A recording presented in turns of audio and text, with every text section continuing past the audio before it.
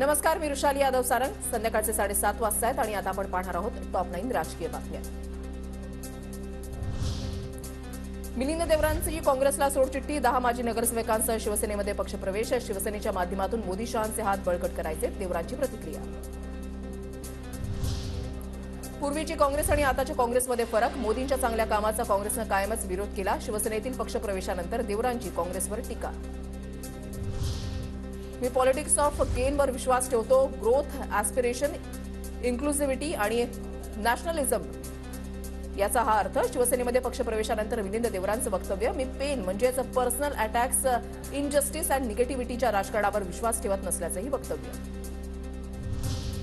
देवरांचा पक्षप्रवेश म्हणजे trailer, picture अभी बाकी है. पक्षप्रवेशानंतर मुख्यमंत्री शिंदेंचं सूचक विधान.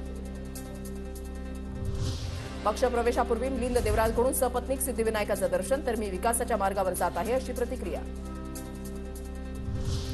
काँग्रेस फुटणार अशा आवाया उठवणारे भाजपा आणि त्यांचे पुढील सहकारी 2 वेळा पराभूत उमेदवाराला सोबत घेत आहेत. राहुल गांधींच्या भारत जोडो न्याय यात्रेला भाजपा आणि त्यांचे सहकारी पक्ष घाबरलेत. नाना पटोलेंचं ट्विट. मिलिंद देवरा यांना माझ्या शुभेच्छा. भाजपा आता काँग्रेसमय झालाय. भाजपमध्ये नेते नाहीत का? देवरांच्या राजीनाम्यानंतर सुप्रिया सुळेंचा टोला.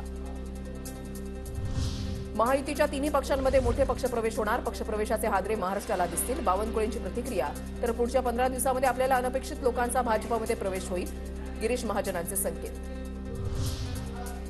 दक्षिण मुंबईची जागा अरविंद सावंत यांच्याकडेच राहणार. पण आता सगळं सत्ता आणि खोक्याचं राजकारण. संजय राऊतांची मिलिंद देवरांवर टीका.